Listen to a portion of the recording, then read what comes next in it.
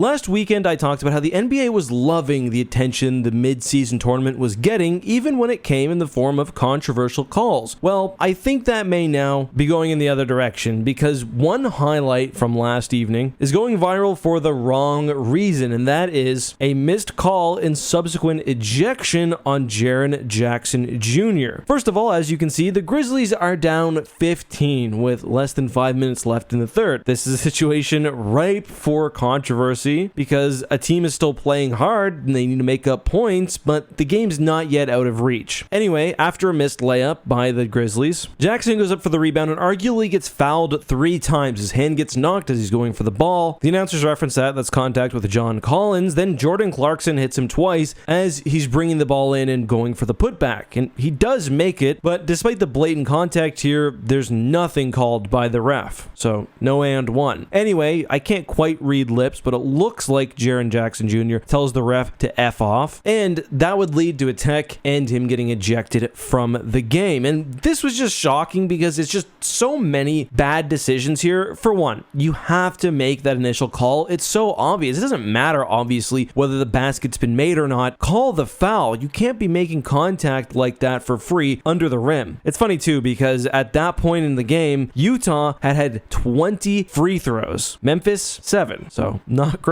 So, if you miss one, at the very least, you need to have some patience with the player because they are going to be rightly frustrated. So, to tech and eject a guy for that, and I mean, what's even more insane is that they had an option if they wanted to, remind players you can't abuse officials, which I think is valid, but also recognize that they effed up. And that's not double tech the player because Jaren Jackson didn't have a tech going into this. They gave him 2 for this. NBA fans this week especially are just over refereeing. We talked earlier this week about the situation involving Giannis, which was bizarre. But on the other hand, you have Draymond Green who got away with abusing officials, and that's kind of in his ballpark. There's a new story every day, and it's coming to the point where it's something you're expecting night in, night out. It just dilutes competition, and it makes discussing basketball less fun because there's always the point of, oh, well, the game was going one way until the refs ejected so-and-so or missed this goaltending call or whatever. And I know you're wondering, was the game close? It was. Utah only won by 6 points. Jaren Jackson Jr. is a productive player. He's literally their starting power forward. I think it's safe to say that his loss for the rest of the third and the fourth could have affected the final outcome of the game, especially when you add in that missed free throw. But those are just my thoughts. I'm sure you'll let me know yours down below.